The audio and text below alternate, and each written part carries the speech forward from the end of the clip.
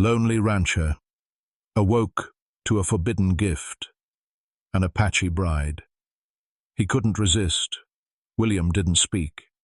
He just stared. The girl didn't speak either. She didn't cry or flinch or plead. Her body was still, her wrists red and raw where the rope had bitten. Her lips were chapped, dry as bark. Her breath came slow, shallow, careful, like she had learned long ago not to take up too much space in the world. He reached out. She flinched. It wasn't much. Just a jerk of the shoulder, a tightening in her neck. But it was enough to stop him cold. He stood, backed away, rubbed a trembling hand down his jaw. The stubble scraped against his calloused palm. His fingers came away shaking, not from fear, from something older, something buried. He remembered. Not everything, just the doorway, a different one, a long time ago.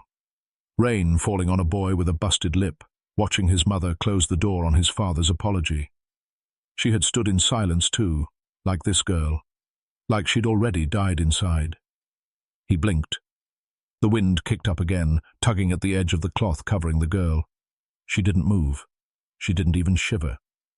William turned and walked back inside. Not fast, just far enough to pretend he hadn't seen her, far enough to wash his cup and think about the cows, far enough to sit down in his old chair, stare at the rifle on the wall, and tell himself he didn't need this. He wasn't a hero, wasn't a fool either. But he didn't sit long. Because he couldn't shake her eyes, not even when they weren't looking at him. There was something about them, the way they stared sideways, unfocused, like she wasn't waiting for help, like she didn't believe help even existed. That's what dug into him. It wasn't her bruises, wasn't the ropes. It was the absence of hope. He stood again, slower this time. The house creaked under his weight. It sounded too loud, like guilt echoing off old walls. So back on the porch, she hadn't moved. Her eyes now tracked him, barely. Just enough to let him know she was still there, still watching. "I don't know who you are," he said softly, "or what kind of mess you bring." No answer. "But if someone left you here thinking I'd turn away," his voice caught, "they don't know what it means to be left behind." He stepped forward. Kneeling again, he took out his knife. Slow. Careful. Let her see it. Let her flinch if she needed to. She didn't. The blade slid through the rope like breath. Her hands stayed still, but her eyes blinked. Once. Then again, as if she wasn't sure she'd just been freed. He reached again, this time offering the worn edge of his coat. She stared at it. And then, without a word, she leaned, slow as sunrise, and took it. Wrapped herself tight. Not from cold, from shame. William sat beside her on the steps. Said nothing.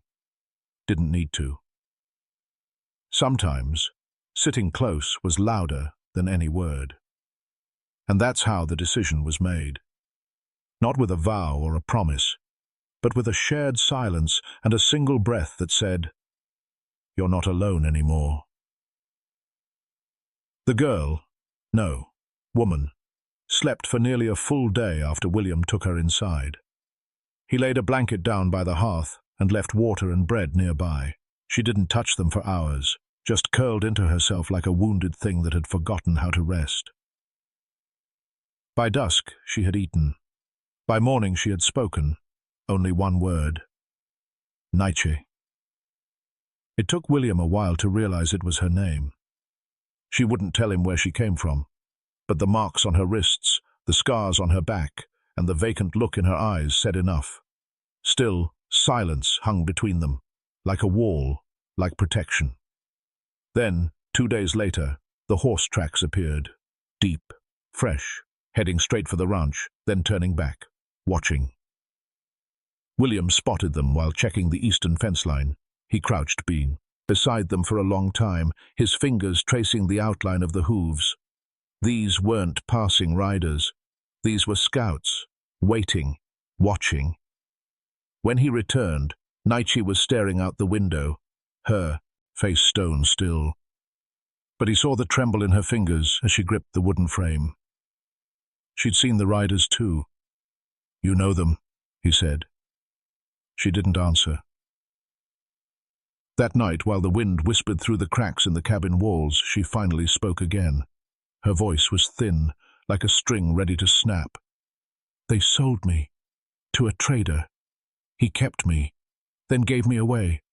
To a man with a badge and no soul." William's jaw tightened. "They called it a deal. Said it'd stop the raids. Keep peace. He was older, white, wore a uniform." Her voice broke, but she didn't cry. "I ran. Someone helped me escape. He told me to come here. Said you were safe." William's breath stilled. He looked into the fire, its light flickering against the shadows. He thought of the name Naichi. Apache. Maybe royalty.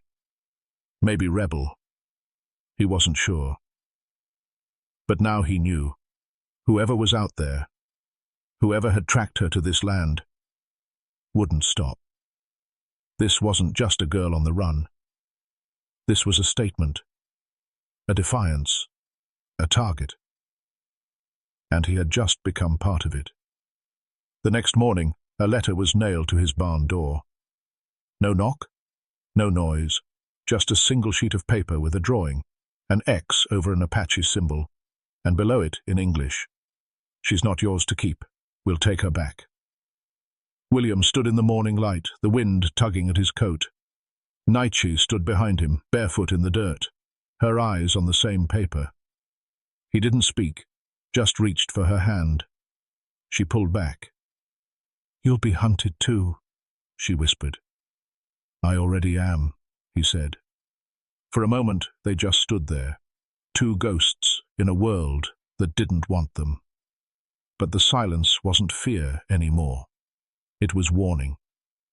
The days turned quieter after the warning, not peaceful, just suspended, like the land was holding its breath, waiting for something to break.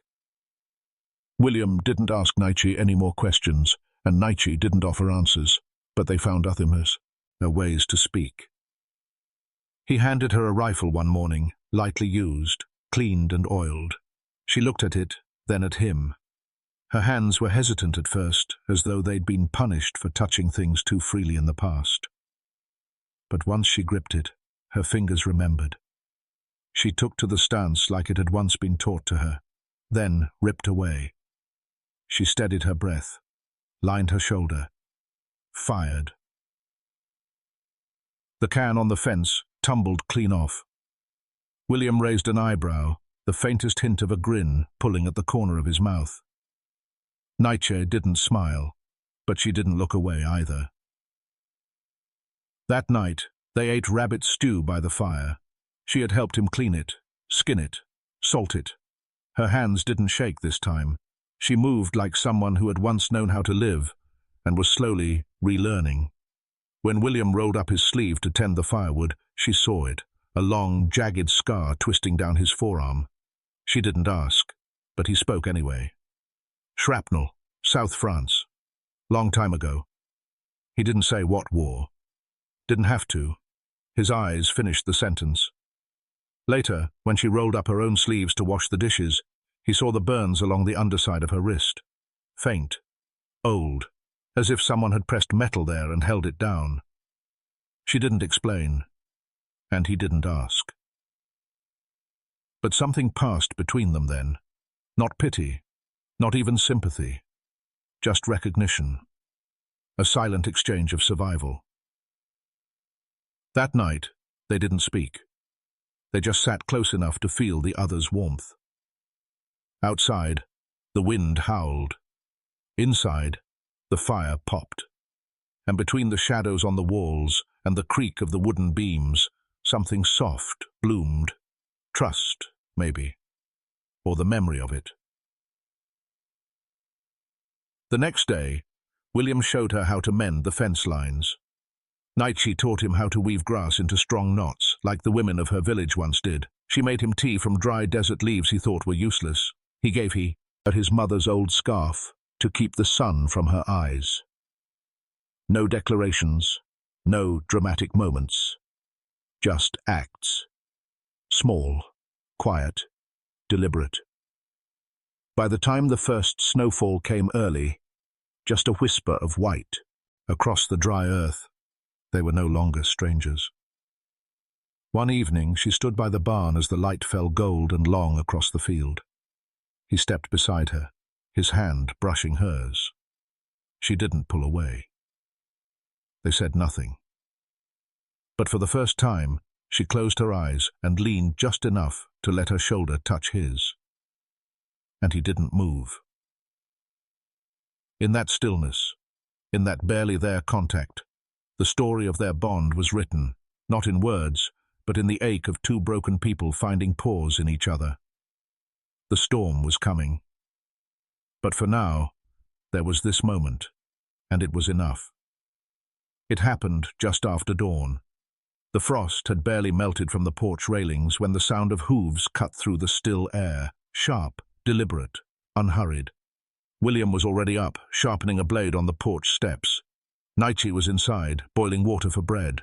3 riders, then 4, then 6. They came slow, like men who knew they didn't need to rush. Uniforms under dusters, pistols on their hips, rifles strapped to saddles. One of them wore a silver badge that caught the sun like a mirror to a lie. William stood, blade still in his hand. The lead rider dismounted, tall, clean-shaven, smiling like he'd just remembered a joke. "Morning," he said, voice slick with practiced charm. "Name's Sheriff Redlow. Heard you're harboring stolen property." William didn't blink. "Ain't seen any." The sheriff chuckled. "Brown skin, Apache. Belongs to a trading post near Tombstone. Legal transaction. Has a brand on her shoulder to prove it." Behind him, one of the men spat. Another added, "She's worth more than this whole broken-down ranch." William's fingers curled tight around the blade. Inside, Nietzsche had gone silent. "Bring her out," Redlow said. "We'll be real kind." William didn't move. "She's not going anywhere." The sheriff's smile faded. "You want to die for a squaw?" William stepped off the porch.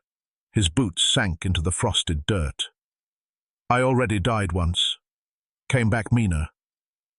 The standoff hung heavy. One twitch, one mistake, and blood would follow. Then a voice, quiet, firm, rose from the doorway. "She was my sister." The men turned. Nietzsche stepped out slowly, wrapped in the wool coat William had given her. But her face was different now, sharper, steel beneath skin. "My real name is Kaya Nietzsche," she said. "My sister was the one they took. She never made it out." William's breath caught. She kept going. "They branded her, called her wife. She hung herself in a back room while the sheriff was off drinking. I ran. I took her name." Redlow's face darkened. Lies. But she was still talking, louder now. "You don't get to own people. Not anymore. Not even out here." The sheriff nodded once, then drew his pistol. A shot rang out. But it wasn't from Redlow. William had fired first. The sheriff fell backward, blood blooming across his coat. Chaos erupted, men shouting, guns drawn. William moved like a man who had nothing left to lose. He took 2 more shots, dropping another rider before a bullet caught his side. He staggered, fell to one knee. Kaya, Nietzsche, ran to him, but he waved her back. "Go," he choked. "Horse. North Trail. I already saddled it." Tears filled her eyes. "Not without... now." She didn't argue. She kissed his forehead, quick as lightning, then turned and ran, into the dust, into the hills, into freedom. Behind her, William stood again, blood soaking his shirt, shotgun raised. One man left standing, turned his horse and fled. Silence returned. The wind moved low across the plains again, brushing the grass like a blessing. William dropped to his knees. He smiled once, faint and crooked. He had protected something worth dying for. And maybe, just maybe, that was enough. Smoke hung in the air like breath from the earth itself. The sheriff's body lay slump, head in the dirt. 2 others sprawled beside him, blood soaking into the frost-bitten ground. The last rider had disappeared into the horizon, the echo of hooves growing fainter by the second, swallowed by hills, swallowed by shame. William lay still on the porch steps, his back propped against the railing, one hand pressed to his side where the blood ran warm. The shotgun sat across his lap, empty, spent, like him. His breath came shallow. Each inhale tasted of iron and dust. The wind moved gently through the yard, swaying the hanging rope the girl had once been tied with. Now it fluttered like a ribbon, mocking or mourning. It wasn't clear. From the barn came the low whinny of a horse. She was gone. She had taken the north trail, just as he told her. The trail curved behind the canyon, led out past the edge of known country. There were villages there, old ones, safe ones, maybe a place where no one knew her name or her sister's shame. The sun was rising now. It stretched across the field in long golden streaks, brushing the bodies, warming the barn door, lighting the broken fence like the ribs of an old whale. William blinked against the brightness. He let his head lean back. He thought about his mother's scarf, still wrapped around Nietzsche's wrist. He thought about the way she had leaned her head against his shoulder that one quiet night. He thought about how silence had been their language, and how much louder it had spoken than any words. A crow landed on the rail near him. It tilted its head, watching, waiting. He chuckled, just once, a dry, rasping sound. Then the door creaked open. Nietzsche, dust on her cheeks, wind in her hair, eyes wide, wet. She hadn't left. She had turned back. She dropped to her knees beside him, hands trembling. His blood soaked into the sleeves of her coat as she pressed her palms to his side. "You were supposed to run," he whispered. Her voice cracked, barely a breath. "You were supposed to live." They said nothing after that. There was no time for grand declarations, no need for goodbye, only the rustle of leaves, the soft creak of old W's. "She'd..." The quiet thump of her heart against his as she held him close. Somewhere far off, another morning was starting. But here, in this tiny corner of a vast, cruel world, time bent, stilled. She buried him beneath the cottonwood near the back fence. The same place he had buried his dog years ago. The same place his mother once planted wildflowers that never grew. Nietzsche stood there for a long time, fingers brushing the marker she carved herself. Nothing fancy, just his name and a piece of bark with a cross pressed into it. Then she turned and walked away. No saddle, no wagon, just her feet on the earth and the wind behind her. She didn't look back, but the scarf around her wrist fluttered in the breeze, and that said everything. Seasons turned, the land forgot, as it always does. The grave at the edge of the cottonwood slowly grew wild. Dust covered the carved bark, grass crept up its sides. Rain softened the lines of his name until it blended into the earth, like he'd always belonged there. But in a small trading village near the border, where the desert met pine and river, a woman arrived with nothing but her feet, a wool coat too large for her shoulders, and a scarf tied tight around her wrist. She didn't speak for the first week. The elders watched her with wary kindness. The children followed her at a distance, curious. She slept in an abandoned hut and worked without being asked, mending fences, hauling water, helping the midwife with herbs she seemed to know by instinct. She gave no name, but in the nights alone, she whispered one. Just once. William. Years passed. She never remarried, never returned to the land where she had buried him. But every spring, when the first yellow flowers bloomed near the river, she would take a small piece of wood, cedar or pine, and carve a new mark into it. Not a name, just a shape, a cross, or sometimes a crow. She'd place unman it under the roots of the cottonwood trees nearby, where no one asked why she cried. The village grew to accept her silence. Her presence became a part of the rhythm, like the wind, like the sun. She healed the wounded, listened to the grieving, and in her quiet, people found comfort. One boy once asked her why she always wrapped her wrist with that old scarf. She smiled, the faintest curve of lip. So, I don't forget the one who first saw me as human. He didn't understand then. But years later, when the woman passed peacefully in her sleep, old, still, and calm, they buried her under the same kind of cottonwood.